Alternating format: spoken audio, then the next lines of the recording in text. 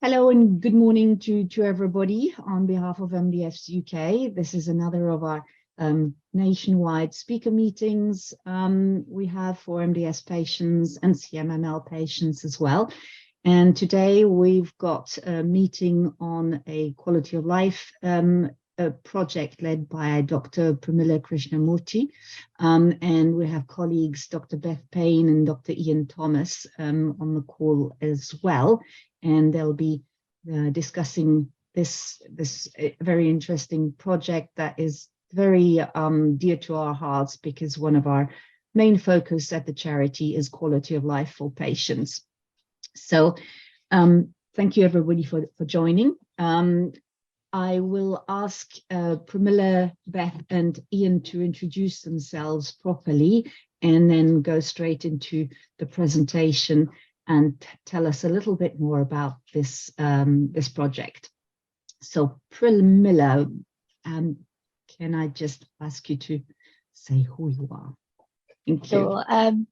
Thanks, Sophie, and thanks everyone for joining today. It's good to see so many faces. My name is Pramila Krishnamurthy. I'm a haematology consultant at King's College Hospital in London, and I'm working on this project with Beth and Ian. And my name is Beth Payne. I'm a haematology consultant at University College Hospital in London, and I'm working with Pramila and Ian on this project. Thank you, Beth. And Ian? Hey everyone, nice to see you all. My name's Ian Thomas. I'm a researcher in Cardiff University, and I've been working with Beth and Pramila on this project, carrying the bags. Excellent. So Pramila, do you want to just give a tiny little intro about the project, and if whenever you're ready to go into the slides, please do. I don't want to talk for too long, but I just thought I would give you some background to this study, and some of you were really helpful.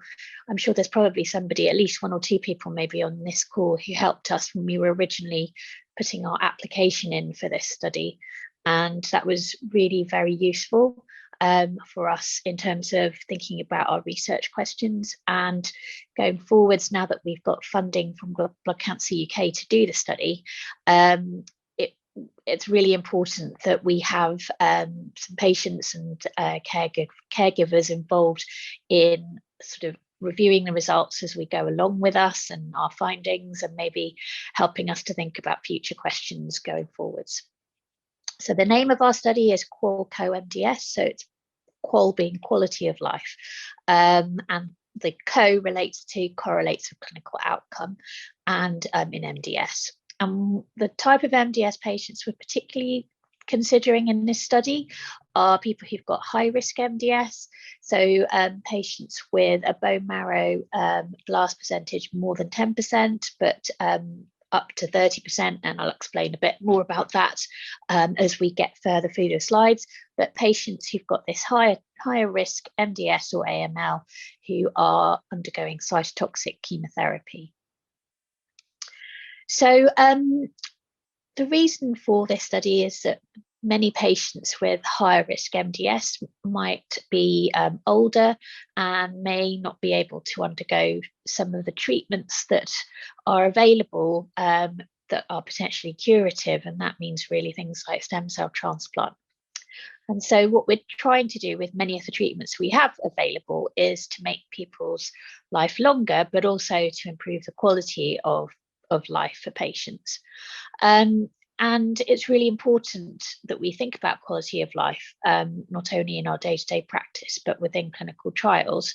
But I think most of us would agree that quality of life, although when we see patients, we think about it and we talk about it, probably it's quite variable, and we don't have very good standardized ways of thinking about quality of life when we're talking to patients, because most focus on management of the disease is really around things like what's happening to your blood counts, what's happening to your transfusion needs, what's happening to the number of blasts in your bone marrow.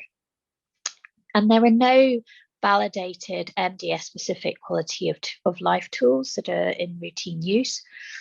And although, as I say, thinking about what we call patient reported outcomes, so how people feel on treatment is recognised and important. It's not really, there's not been enough study of it to allow that kind of information to help with maybe allowing approval of drugs, because most of the focus, as I say, is on things like how much longer does a drug extend someone's life, rather than how does it make somebody feel. And there's been a lot of development or understanding of the disease biology in MDS and AML. We've got newer understanding because we have sort of genetic mutations that help us to really classify the disease better, that we've really learned about more recently in the last few years. But again, we don't know how, because MDS is not just one disease and it's different types of diseases within that, we don't understand whether there's any link between the sort of genetic features of the disease and someone's quality of life. So we have an opportunity to perhaps look at that as well. So we do have access to data on quality of life, because there's been, you may well be aware that there are a number of previous and ongoing national clinical trials of acute myeloid leukemia that are run by AML experts in this country. And over time, these studies have actually collected quality of life data, but not much has yet been done with most of them. So there's two studies that are relevant to us when we think about high-risk MDS patients. So LI1 was a study which was for patients who were unable to undergo what we call intensive chemotherapy. So they still had some form of chemotherapy, but it was sort of gentler outpatient-based treatment. And the alternative study that was run in this country that we have access to the data for is AML 18, which was that took patients who had higher risk MDS, so anyone who had more than 10% blast could come on either of these studies. And in that study, patients had much stronger chemotherapy.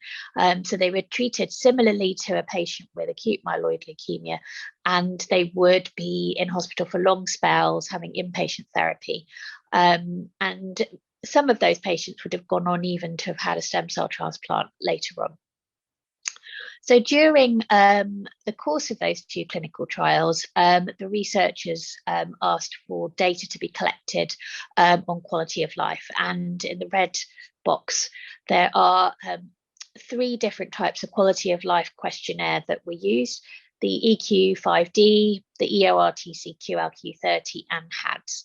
And you don't really need to sort of focus necessarily on what those titles or acronyms are for, but just to be aware that there's 3 different types of questionnaires looking at quality of life. And patients received those questionnaires at the time of entering the study, and then at serial time points during the course of their treatment.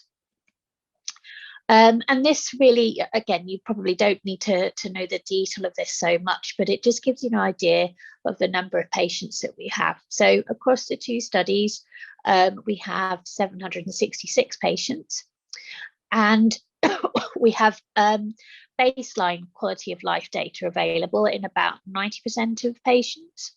So about sort of 700-ish, I guess, quality of life data output at baseline.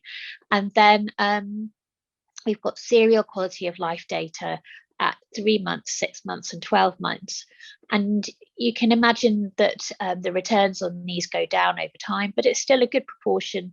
We have about half for the first 2 time points, and then about a quarter-ish to 40% at the last time point. So what we are interested in is really trying to understand what that quality of life data at baseline tells us about the disease. So how do people feel before they started any treatment? And does that differ according to their type of MDS?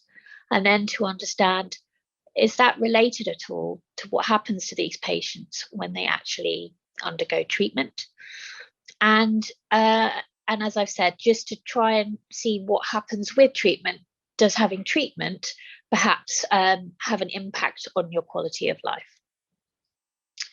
So these are quite sort of detailed research objectives, and perhaps we don't need to go into them in too much detail today, but essentially it's about whether, as I've mentioned, whether the score at baseline predicts the outcome and is different according to the disease type, whether it differs depending on what type of chemotherapy, whether you had the less strong or the stronger type of chemotherapy, and then using genetic information to further subgroup patients with MDS and then associate that with the quality of life data and see if there's any relationship.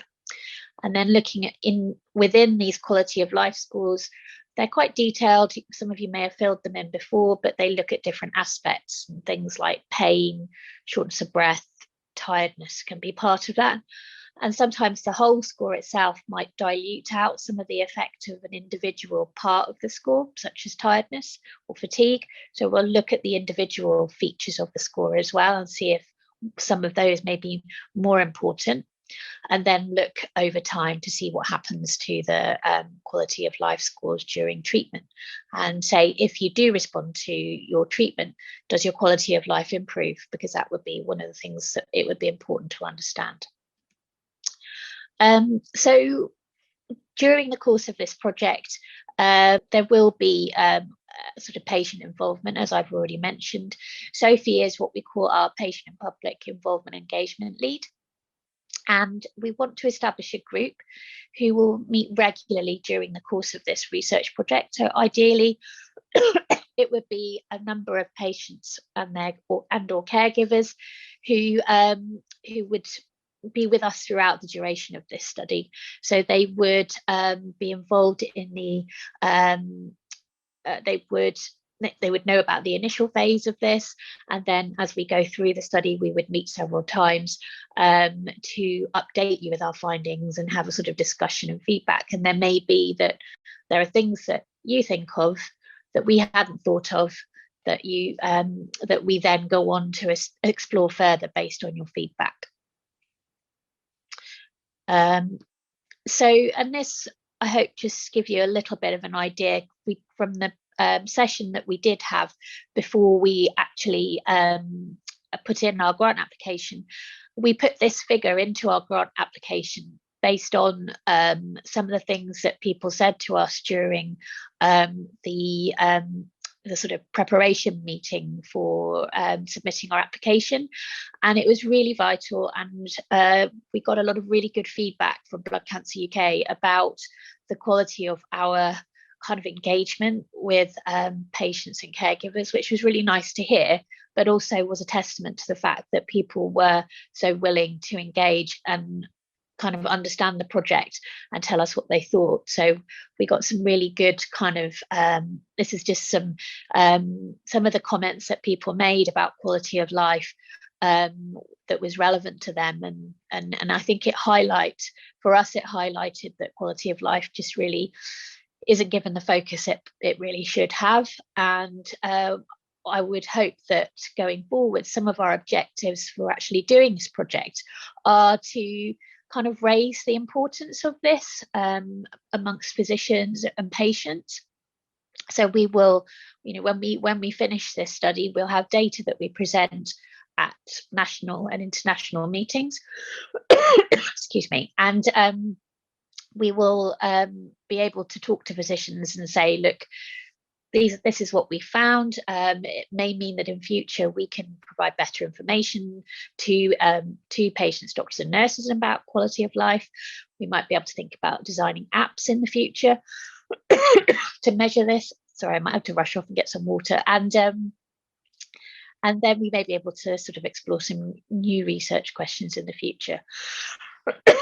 I think the other thing that's important is thinking how we can use this data to add to the quality of life data that's out there, which will help to perhaps kind of chime with with drug companies about the importance of quality of life, because it may help with the design of clinical trials in future, so that some drugs that maybe don't seem to, as an example, maybe don't seem to prolong life as much as something else, a comparator drug, but shows a dramatic improvement of quality of life, for example, maybe we should be thinking about those drugs and not kind of disregarding them just because they don't have a numerical improvement, say in a significantly increased numerical improvement on survival, for example, or length of life. So I think that was all I was going to say. I'm going to run and grab some water. I was going to say, Pramila, grab a bit of water, please. Yeah. I will do that, and then maybe Beth or Ian might want to add anything that I've forgotten to say. I'll be back in a second. I think one thing to sort of say is that there's definitely a bit more interest, and kind of pharmaceutical companies have this on their radar because they know that patients are interested in quality of life. So I think the really important part of this project is understanding how to interpret what we've got, and really kind of nailing down how we can make this really valuable for things going forward. So instead of just collecting the data, which has been done, we got this funding based on data that was already collected 5 years ago starting, but everyone just sat there waiting for someone to look at it. So we really want to make a difference here, and we want to hear your views on how we can best do that. And that's why we're all here. Yeah, and I suppose to add to that, the important thing for us, as Beth says, is to make best use of the data. And with clinical data, it's quite structured and quite clear how we interpret clinical data and use that when we publish our findings from clinical trials. When it comes to quality of life data, obviously what's important needs to come from patients as well as clinicians. So it's important, it's vital that we get patient input for us to actually understand the data that's being collected, because we are in a completely different position from the patients are. So this guidance that we're hoping that you will provide as a group is critical. We can't do this analysis without it, and we wouldn't want to, because we'd be misunderstanding what the data means. So we're really looking forward to this, and it's obviously very important. Thanks very much, Ian. Yeah. So as Pramila said at the beginning, so this particular meeting is there to provide an introduction to the whole project, and the aim is very much over the course of the next, I think, 18 months or so, to have further meetings, PPI, so patient and public involvement meetings, with a smaller group of people who are very interested in this topic and for whom it would be particularly relevant for them to give further evidence and to shape the project and to highlight some issues that may not be immediately obvious, and to ask questions. It's very, very important.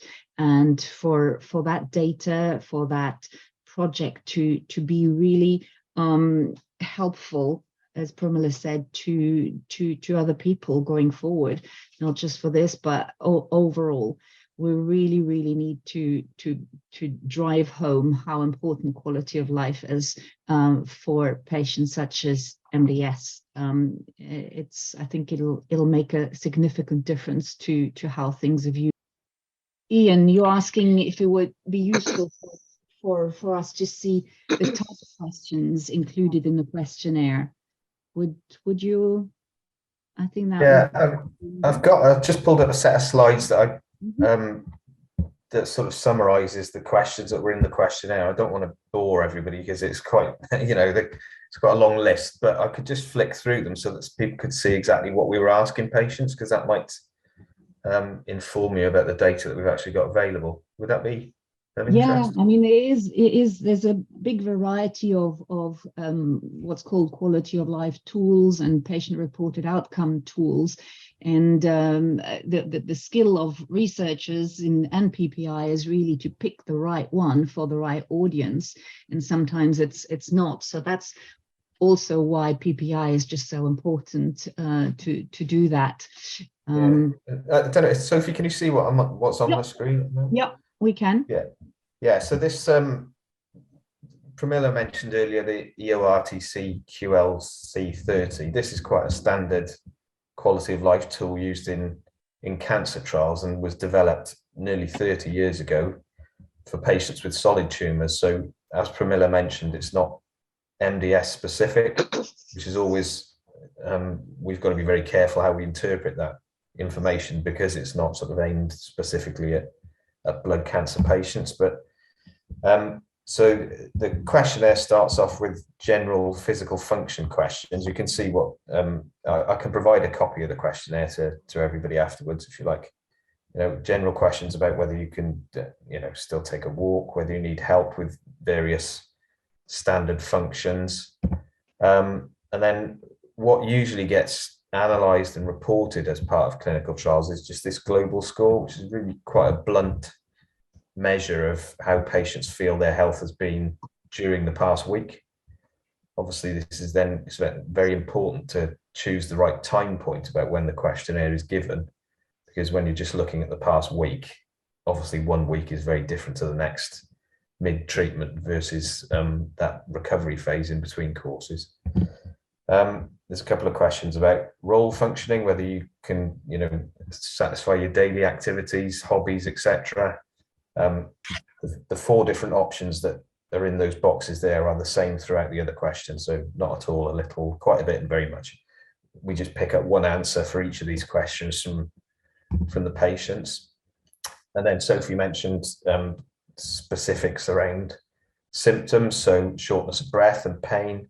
You'll notice the pain questions don't follow on from each other, and that's a deliberate sort of design of the questionnaire, in that if you ask a question at one point and then you come back and ask it again and the answers are the same, then you know that it's a more solid piece of data.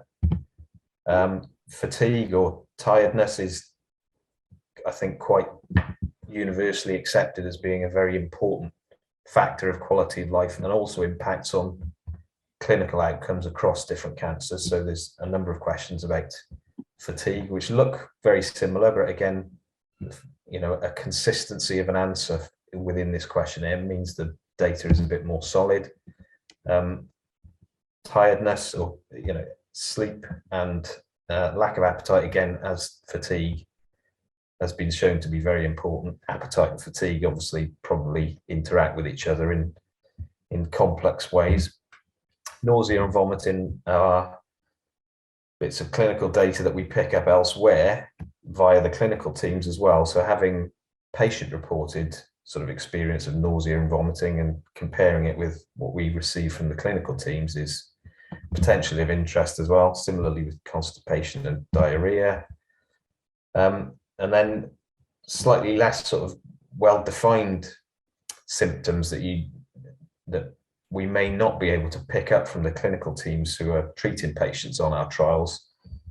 Things like memory and concentration, and then emotional functioning, because patients are filling in this questionnaire and sending it directly to us. This might be unique data in that the way they're filling in this questionnaire may be different to how they're interacting with their clinical team. And then social functioning, you can see the questions there, but the final point about financial functioning is a separate questionnaire which looks at health economics, but this is specifically about whether the patient feels their treatment is impacting on their financial situation.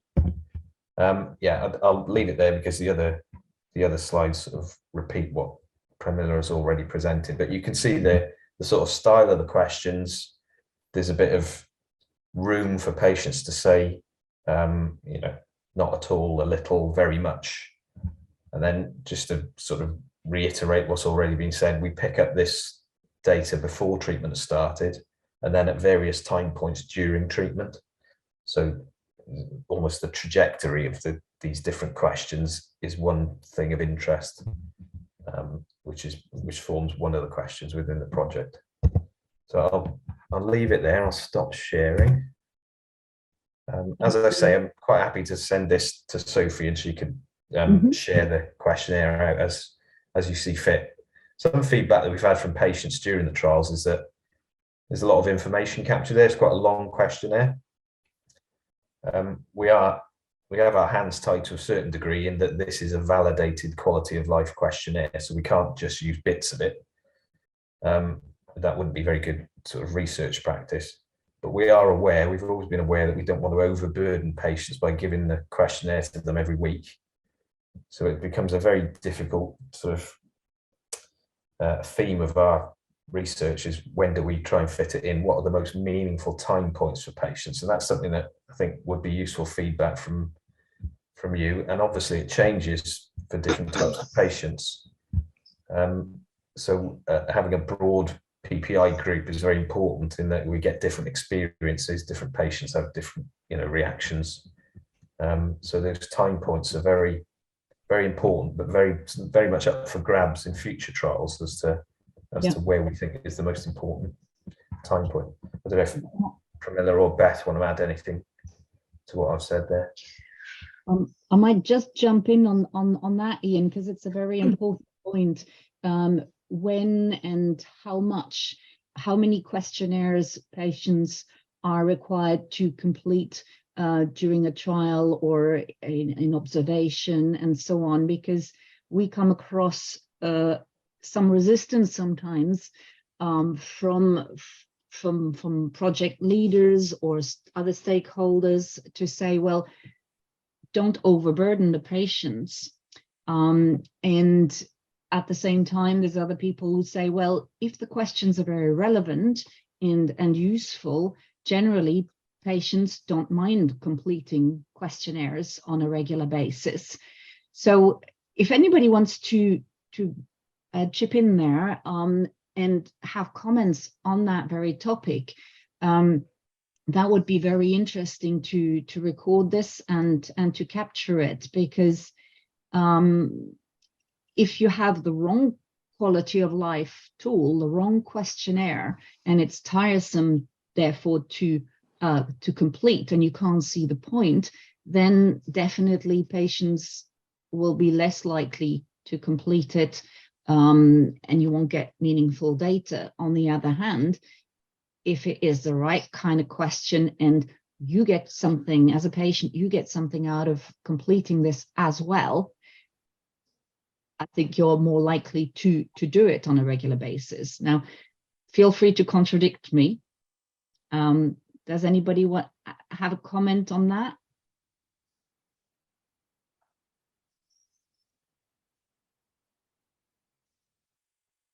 Tell me off if I'm wrong. Hi. Phil. Hi. I have done a few, not for MDS, but a few of those kind of questionnaires. And I guess one of the things is, if you're having a bad day, everything's bad.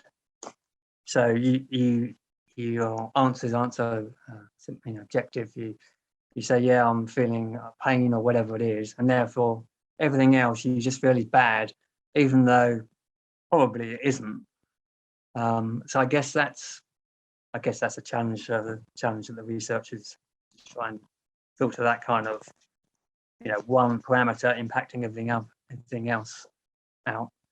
And another thing is the timing of, so independent of where you might be in treatment, is that's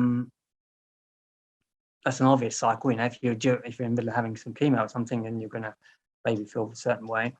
But there might be external factors like Christmas time, for example, that creates an emotional impact on, if you ask someone coming up for Christmas how they're feeling, I'm sure that would create a different outcome. Yeah, and indeed, whether you're having a stint in hospital or you're doing it from home. How do people feel about you know, based on when they last had their transfusion, what they would say, because I guess that's a potential confounder, because that's something that most MDS patients are having, even if they're on treatment. You know, if someone asks you the day after your transfusion compared to 2 days before, how big a difference do you think that would make?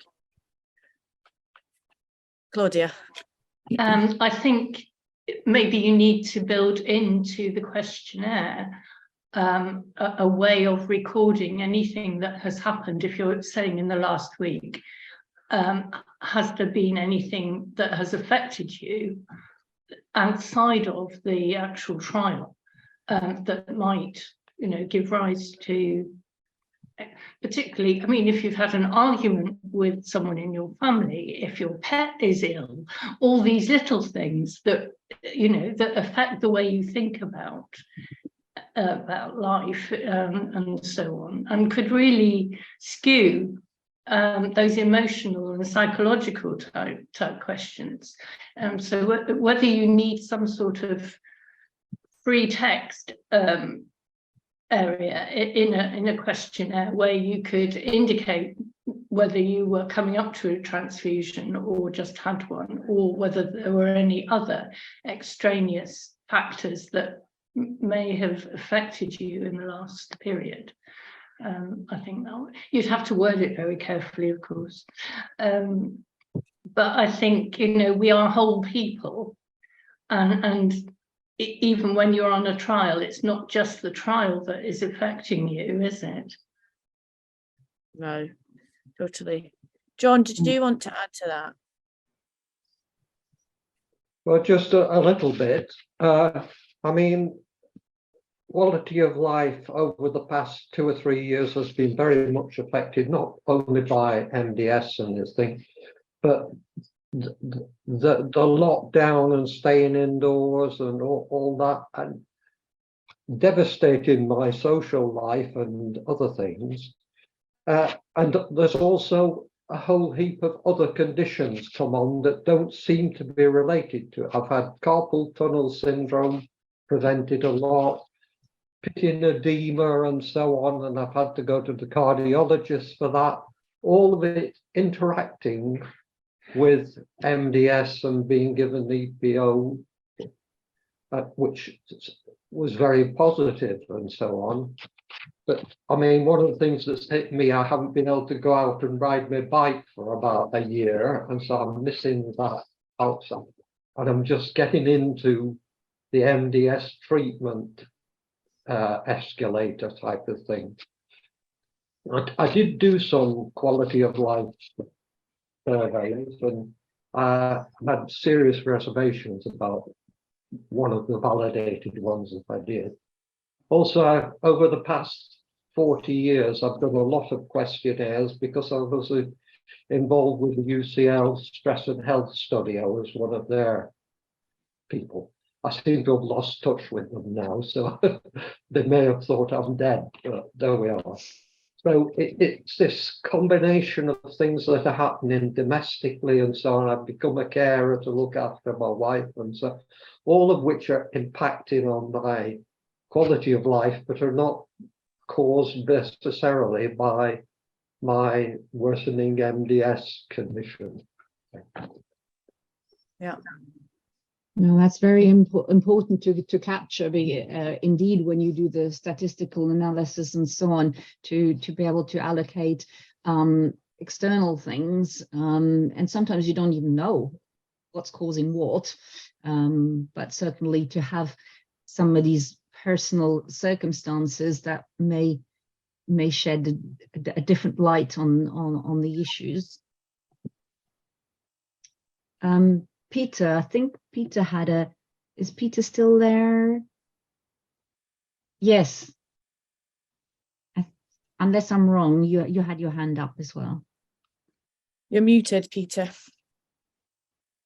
We can't hear you. He's getting there. There you go.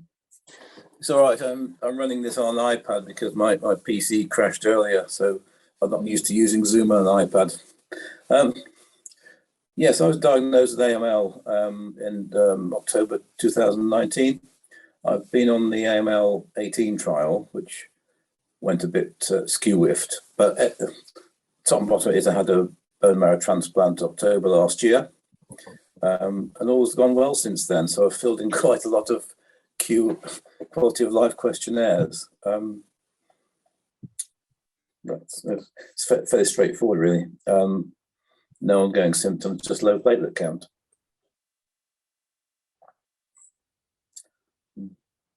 Yeah. Sophia, I wonder if I could just add one or two different points. The number of patients that we've got here, and I totally take the point that quality of life is a very personal reporting, so, you know, it's very personal data. Because of the number of patients that we've got in this trial and the amount of data we've already got, then we would assume, Pramila might correct me and Beth, that sort of very unusual circumstances. You might say Christmas is not particularly unusual because, you know, we know it's coming, it's every year, but when we analyze a big group of patients, we would think that, you know, little changes in personal circumstances might sort of even out over time. So when we're looking at something at, you know, 700 patients at baseline, if 20 or 30 of them are having a particular specific issue at, not related to the trial, then if we ask the same 700 patients at 3 months, then it might be a different 20 or 30 patients who are having a specific issue, but that might even itself out over time. So we would hope that we might get to real answers across the population because of the size of the data that we're looking at.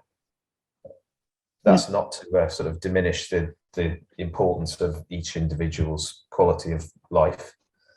And also, I think a point that's a challenge for anybody looking at quality of life data is how your expectations might change over time as a patient. So what you might consider to be poor quality of life before you start treatment, 3 months down the line, once you've had some chemo, you might look back at that and think that was actually quite good quality of life. And now what are my expectations? So your actual quality of life might not be a total reflection on your expectations when you're filling in the questionnaire. And that's something that we have to try and correct for as well and take into account. So I just wanted to throw that out there, that it's a very challenging area to try and interpret data in, and you know, like I say, the more guidance we can get from you as patients, the better.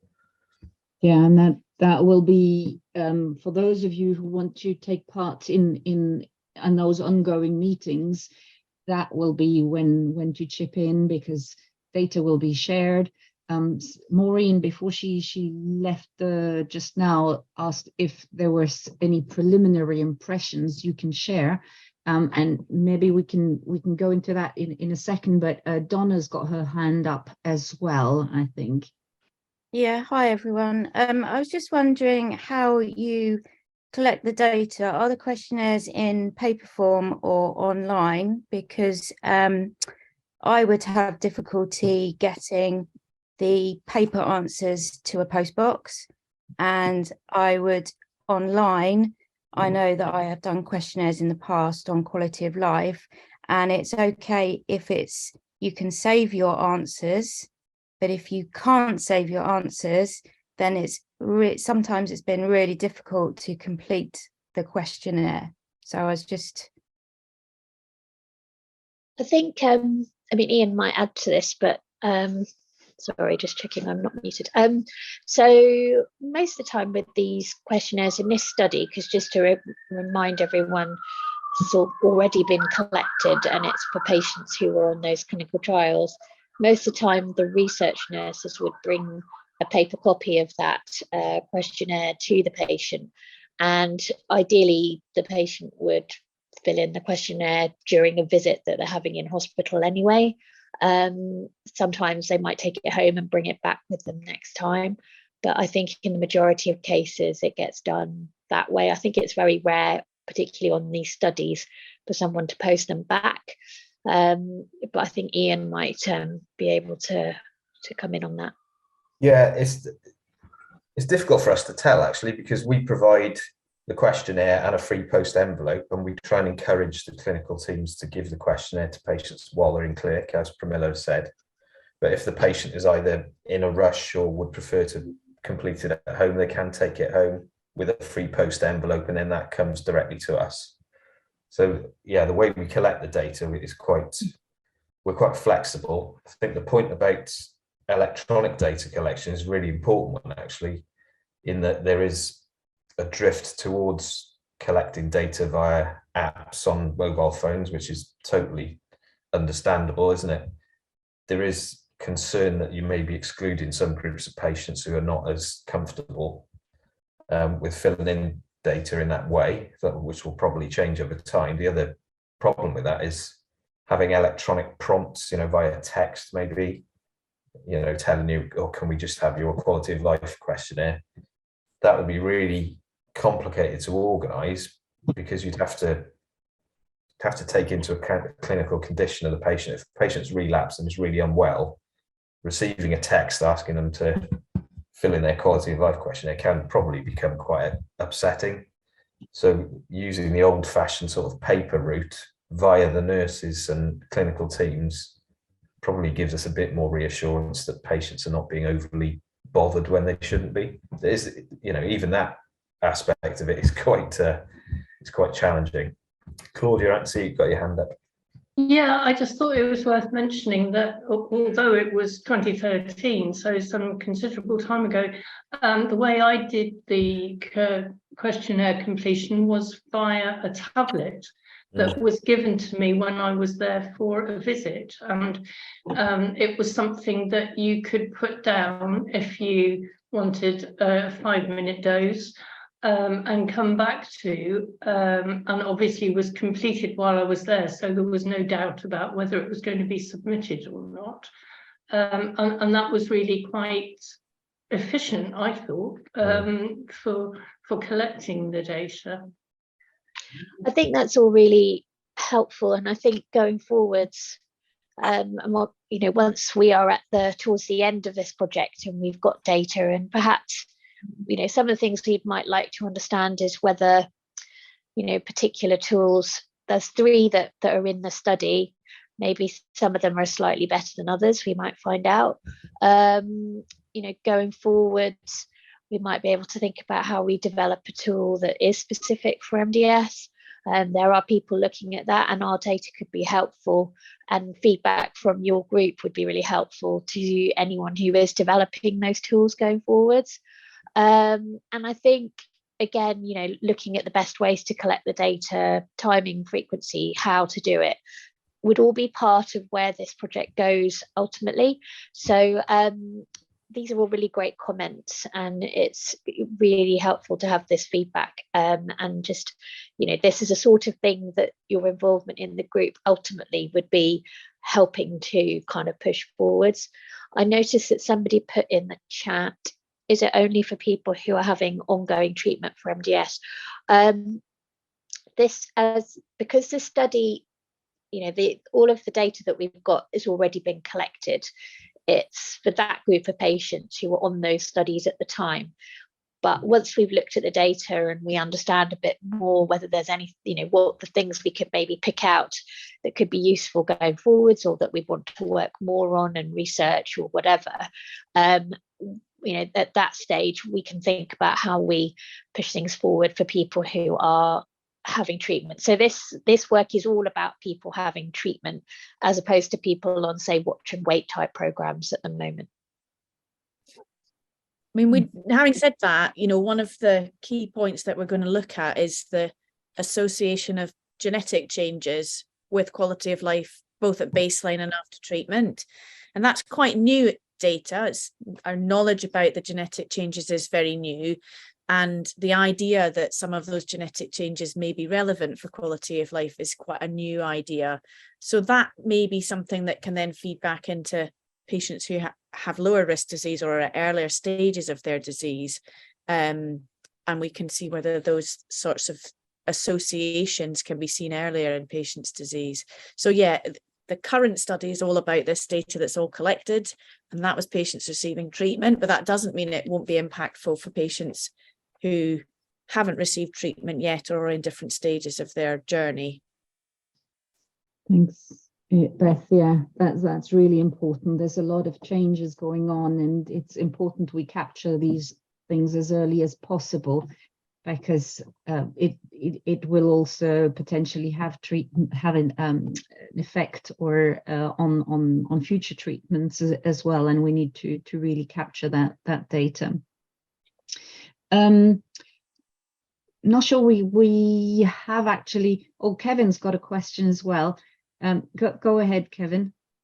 Yeah, hi. I don't know if it's particularly relevant. I'm not involved in the trial, of course, but I've been involved with MDS for a long time, as you well know. One thing that over the years were the patients' forums that Sophie put together. I felt the feedback from those was perhaps a more open presentation from patients and their carers as to their condition in an informal form of gathering. I'm just wondering whether from those exercises, that was another way of collecting data. We were a bit more free with our comments and so on in those sorts of circumstances, rather than the rather structured questionnaires and so on that you're never quite sure how you're going to answer them. And I think you're a bit guarded when you start to answer those sort of questionnaires. Thankfully, my MDS condition, which I've been in since 2012, I'm maintained, should we say, on various cyclosporine originally, but more recently on danazol, and my quality of life has not, frankly, really suffered. I think probably old age has been the one factor. I'm 80 now, but I'm still very active on various fronts and so on. So, and I think having regular assessments and so on at King's, obviously I feel reassured that they've got a handle on what's going on with my condition. So for that I'm grateful. Just if I can add an aside on it, I was called to do a presentation about 5 or 6 years ago to a load of clinicians at King's and at Guy's to present the patient's view of the situation. It was a terribly high-powered sort of medical thing, way beyond my comprehension, but I think to sort of soften the mood of the seminar, the clinical nurse specialist persuaded me to present my view from the patient's side, which sort of softened the chat and so on. But that seemed to be another way of crossing over from the heavy clinical aspects of things to the more personal and private elements that patients are involved in. Yeah. Does that make sense? Totally, Kevin. Thank you. Yeah, we are regularly, you and others are invited to clinician conferences and so on to indeed present the patient perspective, the patient's voice and so on. So that's always been very important. And to your point on gathering data based on those patient gatherings or patient meetings and so on. So there was some work done some time ago, and indeed patients and caregivers might be less guarded during those meetings. So we still have them online, in so Claudia and Chris Dugmore and so on, who tend to now run the patient-to-patient support, pick up a lot of things and answer a lot of stuff. So we know there is data collected, not from our meetings, because they tend to be sort of more confidential and so on, but there is work ongoing on capturing this, but it's a different form of data gathering. It's more on the qualitative stuff.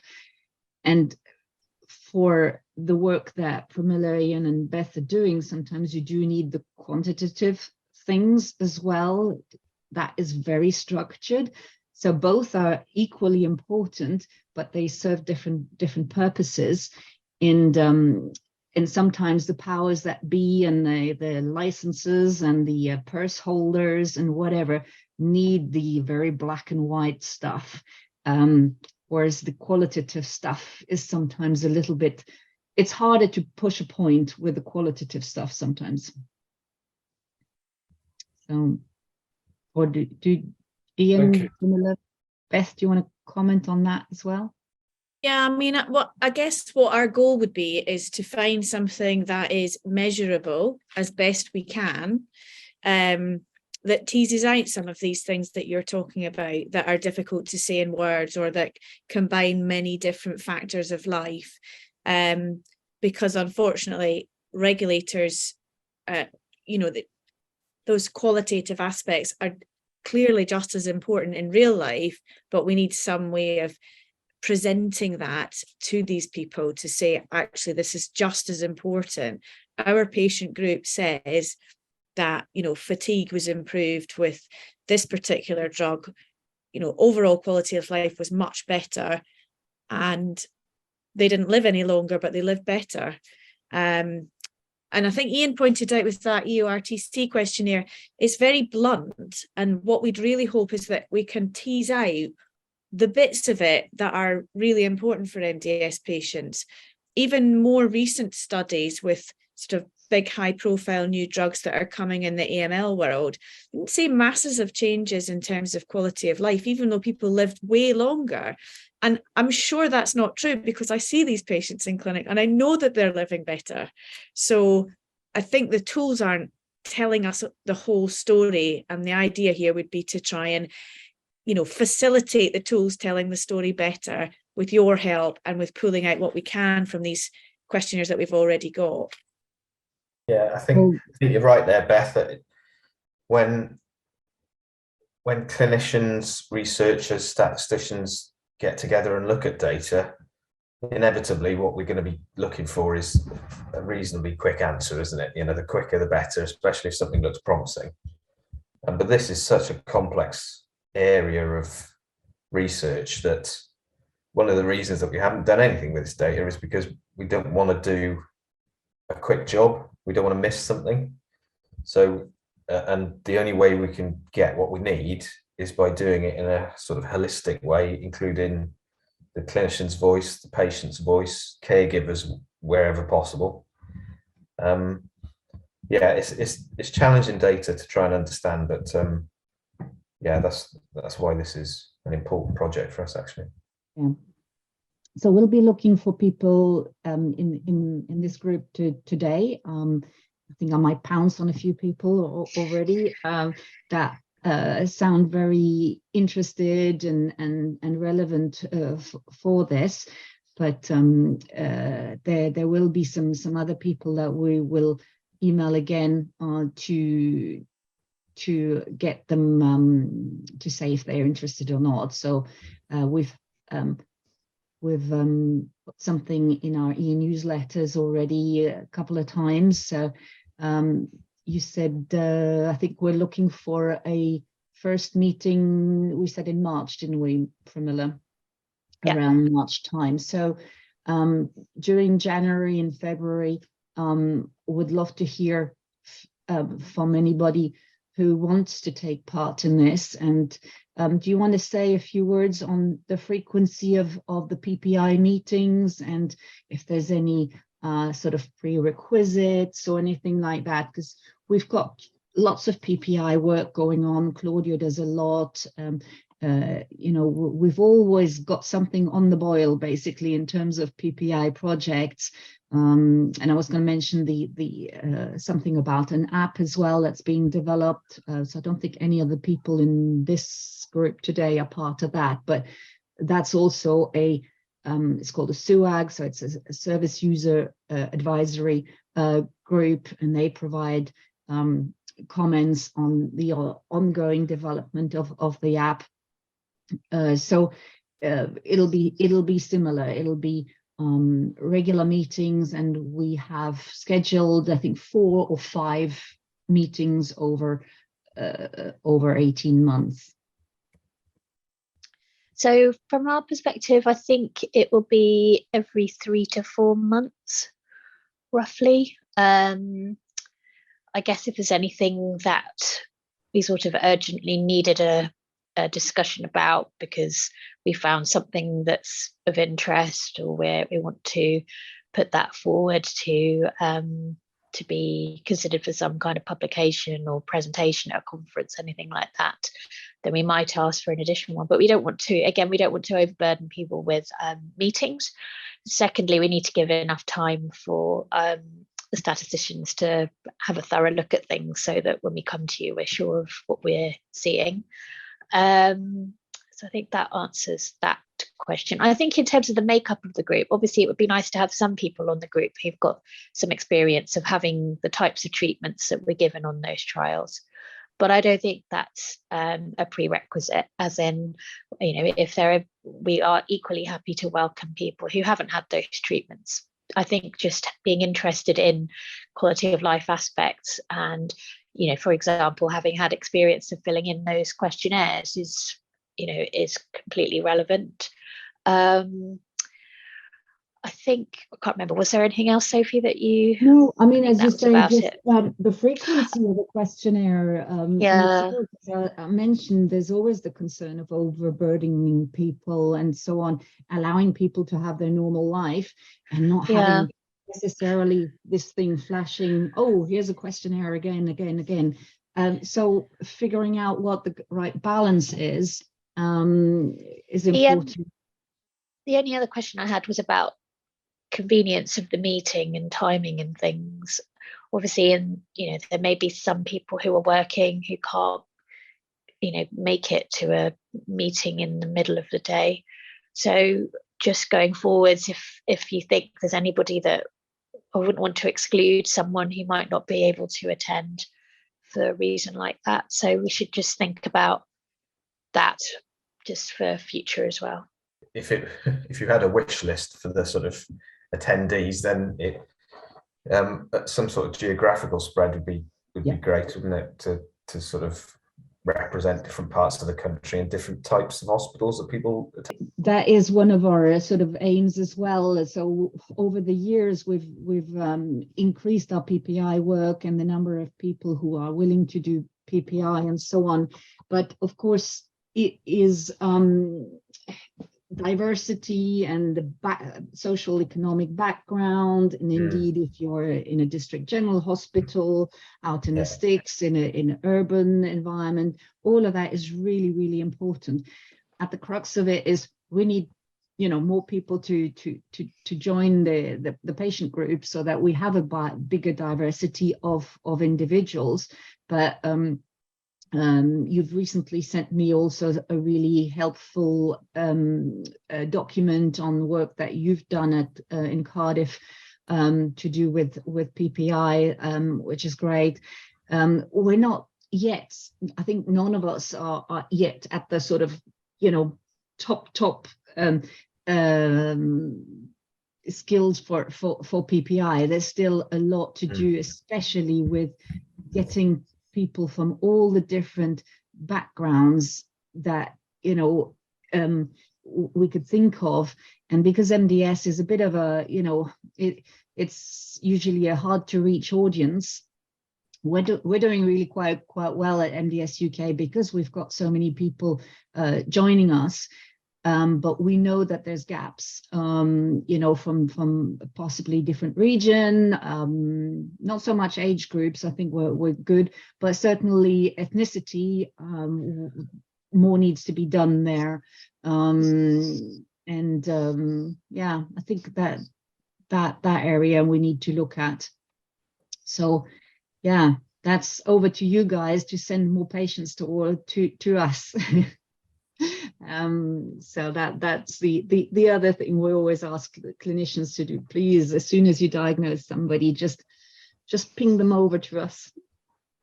And I know you're all very having good said that, any patient involvement is a massive plus for us. This is a really good project for us to be involved in, and Hi again. So I'm off screen today because I'm in bed. I'm having a really bad day today, and I didn't want my pajamas on show. But quality of life really interests me as an MDS patient because I was diagnosed at half the average age. You know, I was only 38 when I was diagnosed. And I hear a lot of people talking about, and I know someone mentioned it earlier, that it's due to old age. Well, you know, I'm not old and I feel like I do. I'm only low risk. So I don't know how I could help, but I would be more than willing to help in any way I could. So just let me know. That's great. No, definitely. Please let Sophie know that, you know, I'm sure Sophie will ask people to come back to her directly after this, but anyone who's interested, we're so grateful for you to inputting. Absolutely. And again, you know, we really don't want to put the emphasis sometimes on age, because you may have a 60-year-old that is as fit as a fiddle and one that, you know, is happy on the couch, whatever. I mean, everybody is different. So age should not necessarily be a determinant one way or the other. So it's very important, again, background of people, and that's important to take that into account. Well, I just want to thank all of you, who joined in, who took time to contribute. Is very, very valuable. And I know Ian, Beth and Pramila really appreciate that. They've been looking forward to this, and I want to thank all three of them for their time as well, especially those who've been either traveling or working hard. So we know. So if there's any other questions or whatever, do ping me an email on info@MDS, and I'll collect and forward that to all three clinicians, and then expect an email, a general email to all our members, whatever 1,500 of us, of them, and people can forward, can come back and say if they want to be part of that PPI group going forward.